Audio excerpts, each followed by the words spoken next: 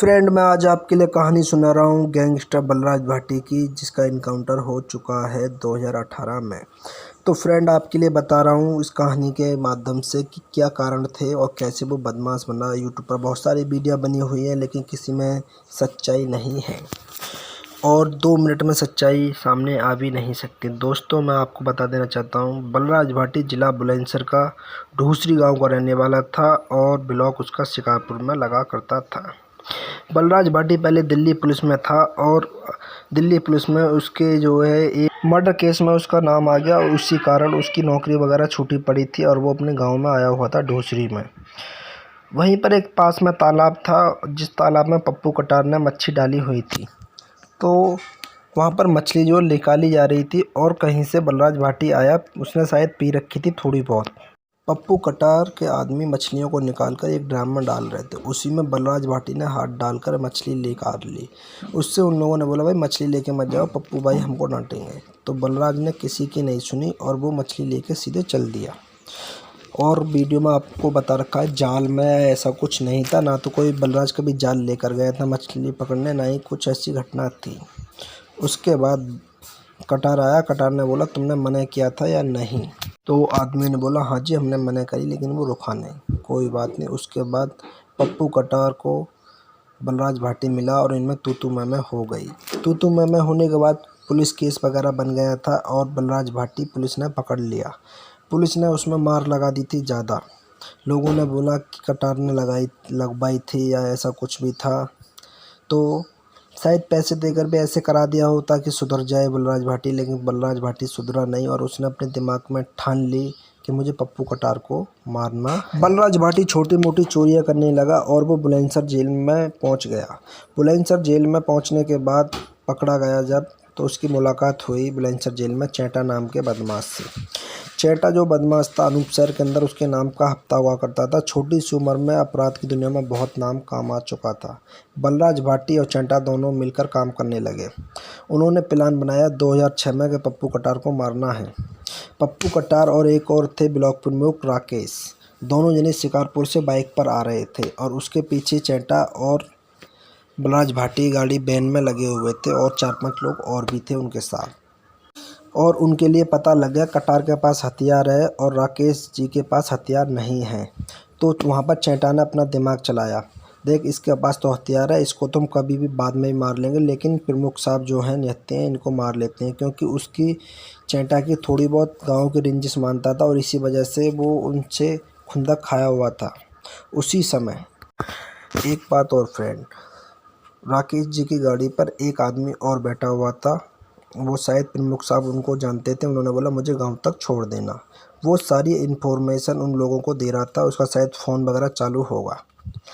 तो उनने क्या काम किया, उसने दिमाग चलाया चेटा ने कि कटार के पास हथियार है और ये निहत्ते हैं। तो जैसे ही चांदो थोड़ा आगे है, दूसरी पहले पड़ता है गांव, तो अपने गांव की तरफ पप्पू कटार जैसे मुड़ा, 1 किलोमीटर पहुंचा होगा, जब भी आकर उन लोगों ने हमला कर दिया। कहा जाता पहली गोली शायद जो बाइक पर बैठा था उसने चलाई थी और गाड़ी गई गिर। प्रमुख साहब एक संग भागे गांव के अंदर और एक मकान में घुस गई। उसके बाद वो ताबड़तोड़ गोलियां चलाते हुए लोग वहां पहुंच गए। पहुंचने के बाद प्रमुख साहब के 3 गोली मारकर उनकी मौके पर ही हत्या कर दी। उसके बाद बलराज भाटी और चेटा तो तीनों चारों वो फरार हो गए वहाँ से। उसी समय चेटा के ऊपर 5,000 रुपये का इनाम रख दिया गया और वो भगौड़ा घोषित हो गया। प्रमुख साहब खत्म होने के बाद उनको मारने के बाद लगभग 1 महीने के बाद ही चेटा का इनकाउंटर कर दिया गया और चेटा मारा गया। चेटा मरने के बाद बलराज भाटी के पैर उखड़ गए और वो चुपचाप कहीं बिल में जाकर छुप गया। उस दिन अगर प्रमुख साहब नहीं मारते वो, तो पप्पू कटार मरने वाला था, अगर हथियार पप्पू कटार पर नहीं होता तो।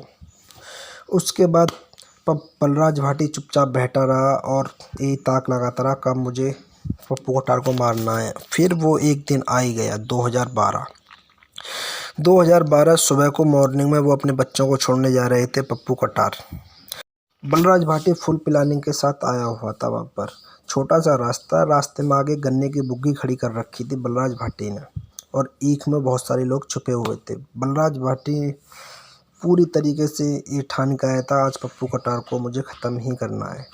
तो जैसे ही पप्पू कटार ने उस बुग्गी वाले को आवाज़ दी, अरे भाई बुग्गी हटा ले, मुझे आगे निकालनी है गाड़ी, तभी कुछ लोगों ने फायरिंग शुरू कर दी। उसमें उनकी बीवी थी और 2 बच्चे थे। बीवी पीछे वाले सीट पर थी और बच्चे भी थे, तो उन्होंने पीछे वाला गेट खोलकर, वहाँ पर ईख ज़्यादा हुआ करती हैं, तो ईख में एक संग वो गेट खोल के बच्चे भगा दिए और पीछे पिस्टन से उन्होंने एक फायरिंग करी। फायरिंग करने के बाद पप्पू कटार ने राइफल पकड़ी थी और एक गोली निकली, उसकी मैगजीन गई फंस। उसके बाद इतनी ताबड़तोड़ गोली चली कि उस गाड़ी में 140 गोलियां लगी थी। वहाँ पर 140 गोलियां का राउंड पड़े हुए थे, खोखे निकले हुए। शायद ही यूपी के अंदर किसी ने इतनी गोली मारी होंगी, किसी गैंगस्टर ने किसी में बदला लेने के लिए। उसके बाद उन्होंने वो मार दिया और उनकी घरवाली का गला भी काट दिया था और उनकी राइफ़ल वगैरह लेकर पप्पू कटार की वो बलराज भाटी के गैंग के लोग सारे लोग चले गए। उसने इस तरह अपना बदला लिया दोस्तों। 140 गोली पप्पू कटार में मारी थी। पप्पू कटार के अंदर भी एक ख़ास बात थी कि वो ये सोचता था कि मुझसे बड़े कोई दादा नहीं है, मैं नहीं मरने वाला। अगर वो नहीं सोचते तो शायद आज जिंदा होते और 2-4 लोगों के साथ हिफाजत से निकलते। तो वो हमेशा अकेले ही चला करते थे और एक राइफल पिस्टन हमेशा रहा करती थी, लेकिन निशानची बहुत अच्छे थे। वो उड़ते हुए कौवे को भी गिरा दिया करते थे अपनी गोली मारकर। पप्पू कटार हमेशा यही सोचा करते थे कि यार मुझे बलराज भाटी क्या मारेगा, लेकिन वो एक बात भूल गए कि 2006 में प्रमुख साहब भी उसने इसी तरह मारे थे। उस समय लेकिन चेंटा और बलराज भाटी थे, लेकिन बलराज भाटी भी कम खूंखार नहीं था उस समय। लेकिन उन्होंने सोचा कि बलराज भाटी मुझे क्या मारेगा। तो 6 साल हो गई थी, आदमी यही सोचता है कि भाई यार क्या करेगा वो मेरा, और यही बात उनको ले डूबी कि वो अकेले निकला करते थे। थोड़ा होशियारी से अगर वो रहते और 2-4 लोगों के साथ ही निकलते, इस तरह नहीं घूमते आम लोगों की तरह, तो आज पप्पू कटार शायद जिंदा होते।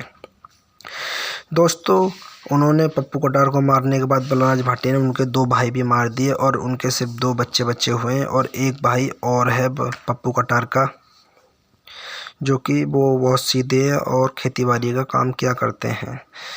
बलराज भाटी ने तो ये सोच रखा था मुझे तो मरना है, लेकिन सबको ही मार के जाऊंगा, और जो भी उसकी गवाही देने आता था उसको मार दिया करता था। दोस्तों इस वीडियो में इतना ही बताऊंगा, अगली वीडियो में बताऊंगा। जब तक के लिए चैनल सब्सक्राइब कर लीजिए और इस वीडियो को शेयर कीजिए और आगे की बलराज भाटी की कहानी ज़रूर सुनाऊंगा, कैसे उसने किस किस का मर्डर किया और कैसे गैंगस्टर और बढ़ता गया और कैसे सुंदर भाटी के नेटवर्क में आया। वो सारी बात आपके लिए अगली वीडियो में बताऊंगा। जब तक के लिए चैनल को सब्सक्राइब कर लीजिए और वीडियो को शेयर कीजिए। और भाग 1 में यही भाग 2 लेके आऊँगा, क्योंकि कहानी बहुत बड़ी है फ्रेंड, इसीलिए 8-9 मिनट की वीडियो में नहीं आएगी। तो बलराज भाटी का बहुत काला चिट्ठा है, वो सारी वीडियो पार्ट 2 वो बन के आएगा, उसमें बताएंगे, फिर पार्ट 3 बनाएंगे। जैसे जैसे आप देखोगे उस तरीके से मैं आगे को लेके आऊँगा वीडियो। प्लीज़।